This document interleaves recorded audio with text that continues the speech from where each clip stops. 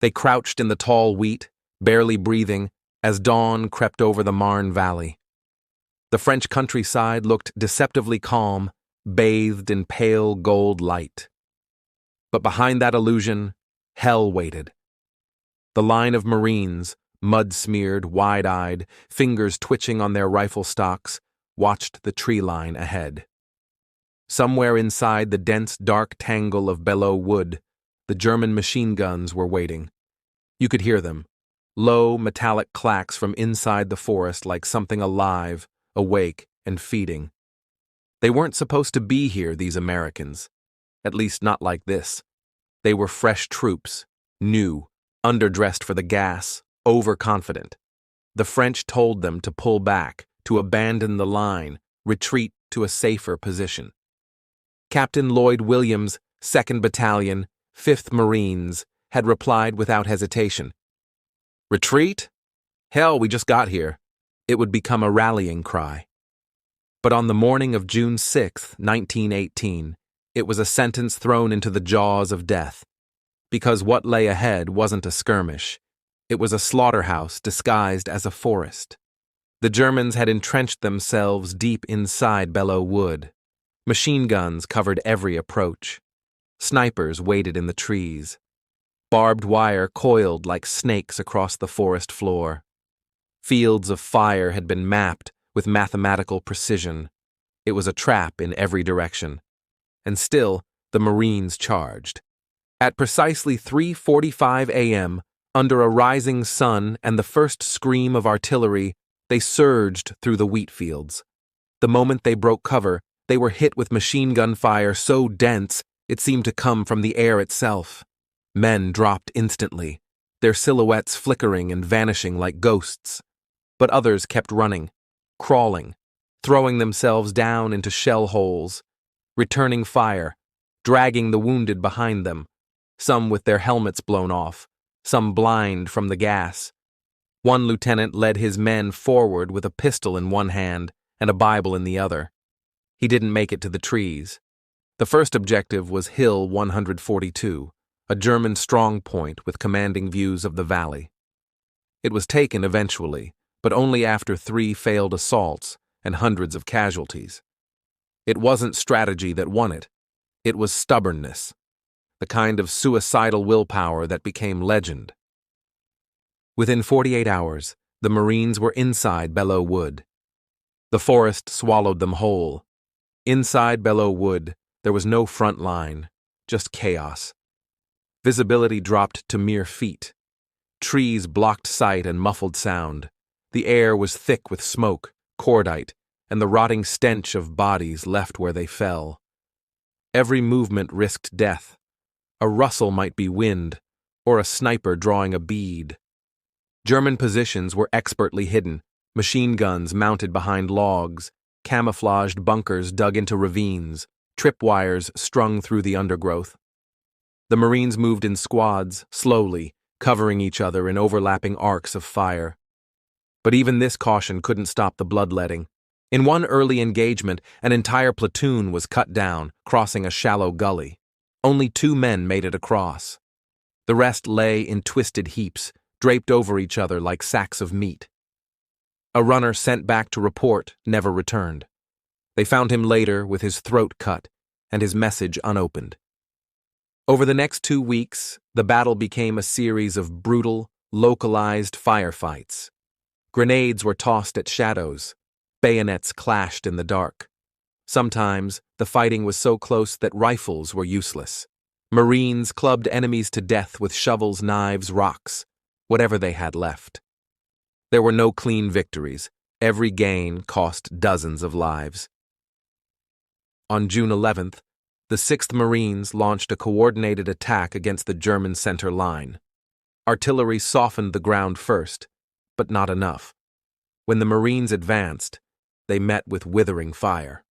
Lieutenant Clifton Cates, future commandant of the Marine Corps, was one of only a handful of officers who survived his company's push. "There were only us," he later said, "and the dead." He wasn't exaggerating. By mid-June, Belleau Wood was a nightmare of shattered timber, blackened stumps, and body parts jutting from the soil like roots. Shell holes filled with rainwater and corpses. Rats grew bold, feasting openly. Gas drifted through the trees, seeping into trenches, clinging to uniforms, blistering eyes and lungs. Some men clawed at their faces before dying. Others simply lay down and never got back up. But the Marines wouldn't leave. They held their ground with a fury that stunned even the Germans. One captured officer described them as stormtroopers without fear. They were hungry, filthy, sleep-deprived, half-mad with rage, but they fought like they had something to prove. And they did. Back home, Americans still barely understood what their sons were doing in France. Reports were vague. Casualty lists were growing. But in the trenches, no one had time for politics or propaganda. They were too busy surviving.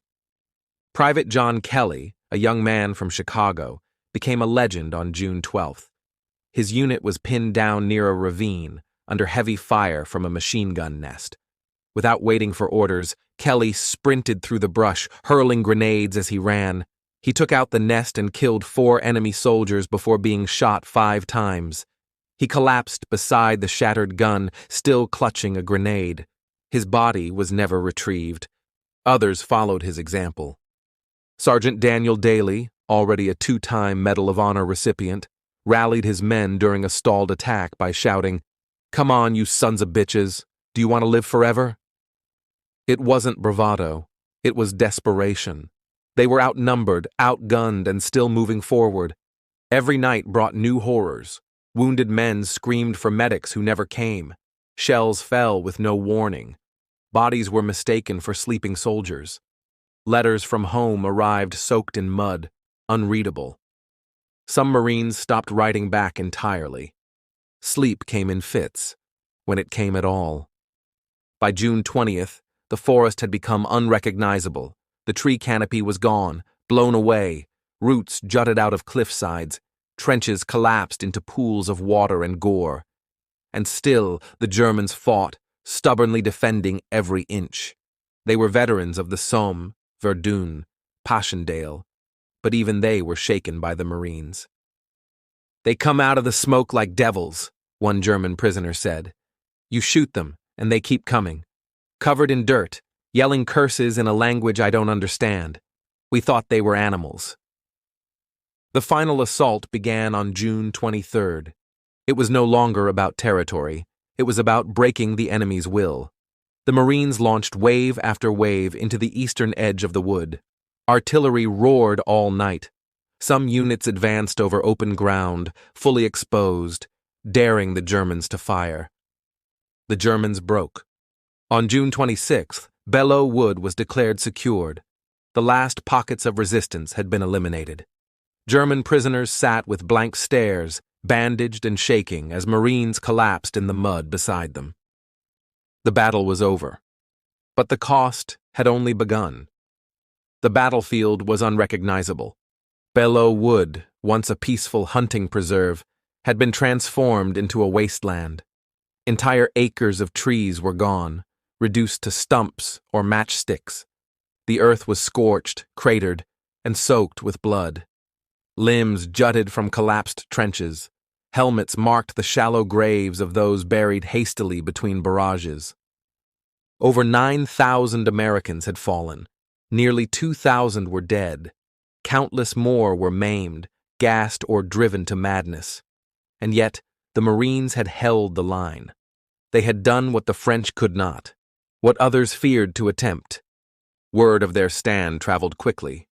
Newspapers back home plastered Belleau Wood across their front pages. The headlines told of American courage, of a battlefield wrested from the enemy through sheer force of will. But the photographs, when they came, told a different story. Blank stares, shattered bodies, the smoldering remnants of the wood. The Marines themselves were changed. They had left the wheat fields as young men, full of fire and bravado. They returned as something else. Older, quieter, their eyes darker. They spoke little. They carried bits of shrapnel in their flesh. gas burns on their skin, and nightmares behind their eyes. For the Germans, the battle marked the beginning of the end. Their spring offensive stalled, morale cracked.